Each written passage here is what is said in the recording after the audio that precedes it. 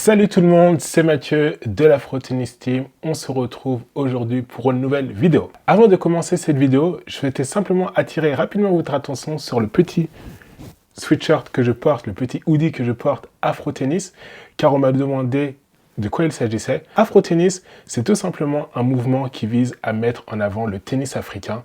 Je vous invite à suivre la page Instagram ainsi que le podcast qui traite de l'actualité et qui met également en avant les acteurs du tennis africain qui souhaitent simplement promouvoir le tennis ou bien qui jouent tout simplement ce sport sur le continent. Et pour tous ceux aussi qui commenteront cette vidéo, n'hésitez pas à ajouter aussi un petit hashtag AfroTennis. Comme ça, je saurai que vous avez jeté un petit coup d'œil dessus. Alors aujourd'hui, on se retrouve pour le second tour, enfin mon second tour du moins, du tournoi de Mont-Saint-Aignan en banlieue de Rouen.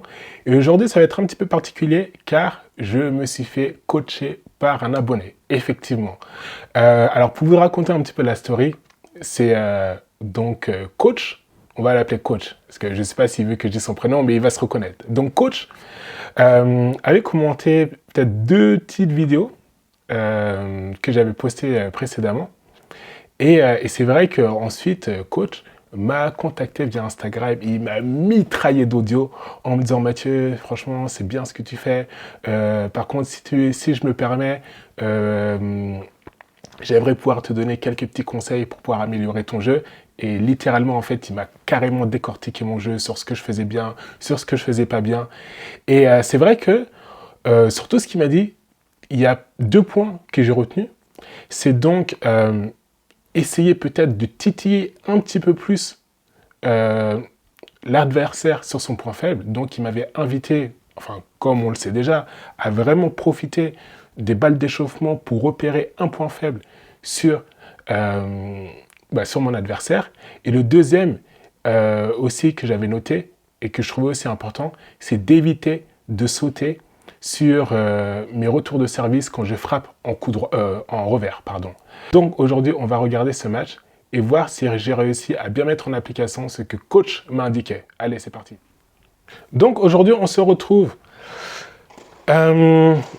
contre Théo. Alors contrairement à d'habitude, parce que je pense que vous le verrez sur toutes mes vidéos, je n'engage jamais au service.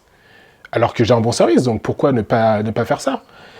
En fait, si je ne le fais pas, du moins si je ne le faisais pas, c'est à cause, entre guillemets, de ce que j'ai lu dans un livre de Brad Gilbert, Winning Ugly, où en fait il dit qu'en général, il faut essayer de faire une sorte de mind game et de mettre l'adversaire sous pression en le laissant commencer la mise en jeu. Mais après, je me suis dit, mais moi, j'ai un bon service, donc j'ai pas besoin de faire ça. Autant essayer de se mettre directement en bonne condition et gagner directement la mise en jeu grâce à un bon service. Et donc, c'est ce que j'ai réussi à faire avec 4 premières balles de service qui m'ont permis de facilement gagner le premier jeu. Là, je pense que ce que vous avez pu voir, c'est que de nouveau au filet, j'ai pas été très bon, ou j'ai vraiment du mal à oser. Je doute vraiment beaucoup. Là, vous voyez, ce que j'ai fait, là, c'est vraiment pas normal. C'est vrai que je suis vraiment en manque de confiance au filet. Et ça, c'est parce que je pense que dans ma, encore une fois, carrière de tennisman, j'ai vraiment pas bossé la volée. Et ça se ressent directement dans les matchs, en fait. Donc là, malheureusement, je me fais breaker sur mon service. C'est un petit peu dommage. Théo, en plus, je l'ai remarqué en plus à l'entraînement et je vous parlais aussi de mind game juste avant. Alors, je ne sais pas si c'est volontaire ou pas, mais Théo, il m'a fait aussi un petit peu un petit coup de mind game où il a utilisé l'argument mon père est prof de tennis. Et je me suis dit, si son père est prof de tennis, c'est qu'il doit jouer. Il doit très sérieusement jouer. Et c'est vrai que pendant l'entraînement, ça c'est un bon smash pit sans prasse, comme j'aime bien les appeler. Très bien joué de la part de Théo. Et donc voilà, comme je vous disais, c'est vrai que pendant l'échauffement avec Théo, je voyais qu'il avait il pouvait avoir un très très bon spin sur son coup droit. Et que franchement, il n'hésitait pas à frapper dans la balle. Donc je me suis dit, ça peut être un match compliqué. Donc là, c'est vrai que quand je me suis fait breaker, dès le début, alors je ne vais pas dire que j'ai pas été en confiance, mais je me suis assuré que Mathieu, il va falloir se ressaisir très rapidement. Et voilà, revenir à 2-2. Chose que j'ai réussi à faire. Et là, en plus des 2 conseils de coach pour ce match, donc c'est-à-dire être bien solide sur ses jambes au retour de service et essayer d'exploiter la faille de l'adversaire qui, selon moi, ici dans ce match, était le revers de Théo. C'est vrai que je m'étais aussi un petit peu dit qu'il fallait autant que possible toujours essayer de bien prendre la balle dehors en moi pour vraiment créer l'espace et frapper la balle correctement devant moi pour bien la faire partir. Donc là, je pense que ça se remarque un petit peu bien dans mon jeu. Et honnêtement, en plus, Théo, j'avoue, il ne le sait pas, mais... Enfin, il ne le savait pas pendant le match, mais plus il va frapper fort et plus moi, ça va me plaire. Donc là, il me met vraiment dans des conditions parfaites pour que je puisse produire un bon tennis. Donc là, je suis vraiment à l'aise dans ce que je fais. Ça joue vraiment bien avec Théo, franchement, il y a des bons échanges. Voilà, j'arrive à prendre des initiatives comme ici avec cette bonne montée à la volée. Je ne dis pas que c'était la meilleure des volées, hein, mais je l'ai joué tranquillement et ça m'a permis de le mettre en difficulté pour qu'il puisse venir faire la faute. Et ce que vous remarquerez aussi dans ce match, bon là, un revers sauté pas très bien joué. Aussi manque de confiance encore une fois, où j'ai pas réussi à faire replonger la balle. Mais voilà, là, Théo qui malheureusement a sur l'avantage a fait une double faute et a réussi à me remettre... en fait, là, c'était un petit peu un point charnière. On était dans un point charnière.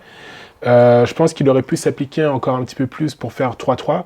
Mais malheureusement, sur les 3 derniers points où il aurait dû s'appliquer, il fait une double faute. Ensuite, une montée un petit peu trop rapide à la volée, où il fait sortir la balle. Et ensuite, une seconde double faute pour m'offrir le break et me permettre de mener 4-2. Et moi, c'est vrai qu'à 4-2, j'étais là, après, beaucoup plus libéré. Et après, j'ai commencé à dérouler.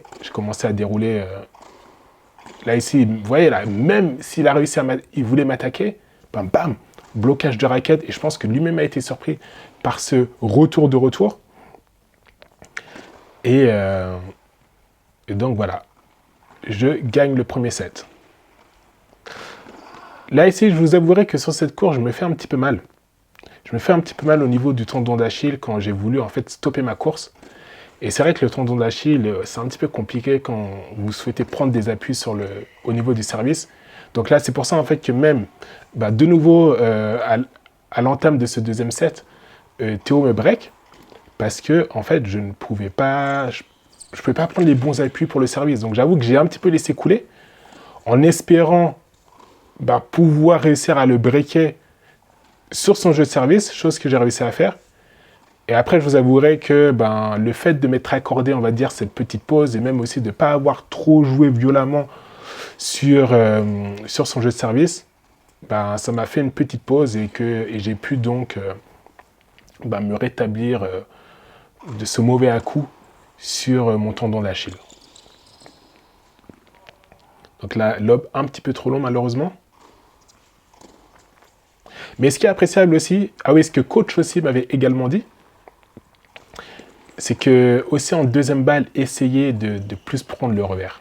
Donc, chose aussi que j'ai essayé de mettre en application. Là aussi, une très bonne montée à la volée, ça c'était vraiment bien joué. Et donc voilà, on continue toujours à essayer d'aller chercher le revers. D'autant plus que on le sent que Théo, il est pas du tout en confiance sur ce coup. Donc on essaye de continuer à appuyer. Et moi, regarde, au lieu de continuer à appuyer tranquillement, regardez la faute que je fais, franchement.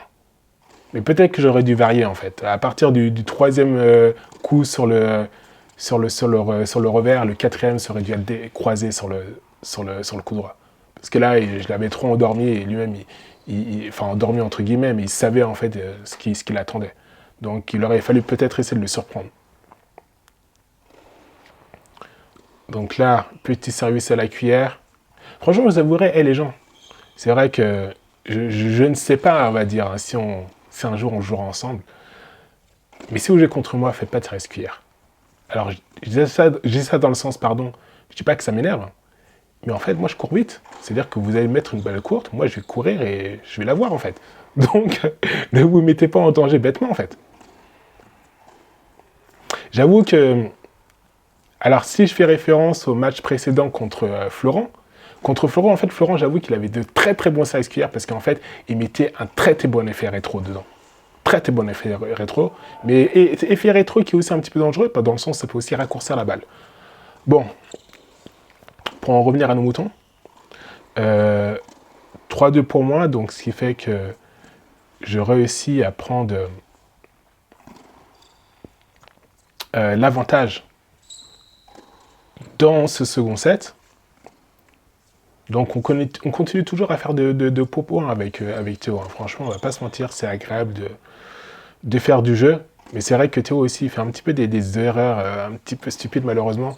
Là, j'avais tenté de faire parce que j'avais vu reculer en fait. J'avais tenté de faire un amorti, et mon amorti est hyper mal touché, et lui en fait il l'envoie en plein dans la bâche quoi. Donc là 4-2 désormais. Théo, il essaye de mettre un petit peu de la puissance. Mais il ne sait pas que moi, c'est ce que j'aime bien et je résiste aussi bien à ça. Et donc voilà, quoi. Là, ici, après 2 bons matchs qui jouent au beau milieu, parce que je pense qu'encore une fois, la confiance n'est pas là, et ben le troisième, il part dehors. Donc c'était aussi une bonne défense de ma part, peut-être. Donc là, 5-2.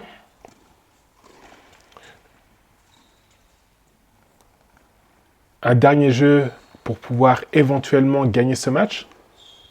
Encore une fois, vous voyez comment je suis nul au filet. J'avoue, je parle de la confiance de Théo, mais moi aussi, j'en ai zéro. J'en ai absolument zéro au filet, franchement. 0, 0, 0. Vous l'avouez, j'ose pas. Je n'ose pas. Et donc là, après 2 balles... Théo qui m'offre 2 balles de match. Et j'arrive à terminer avec beaucoup de chance. Donc voilà les gens, j'espère que cette vidéo vous aura plu. Comme vous pouvez le voir, mon tennis, c'est littéralement le jour et la nuit. Alors pour ceux qui peut-être découvriront ma chaîne via cette vidéo, je vous invite à regarder en fait le match de mon tour précédent contre Florent. Et voilà, vous verrez en fait que je représente en fait je suis un paradoxe moi-même. Où là, je pense que quand même contre Théo, j'ai produit un bon tennis, mais le match précédent, c'était vraiment totalement catastrophique. Donc c'est vrai que le tennis, c'est comme ça, hein. C'est toujours un jour nouveau, on ne sait pas si on va bien jouer ou si on va mal jouer. L'important, c'est quand même de trouver les ressources nécessaires pour essayer de gagner au final.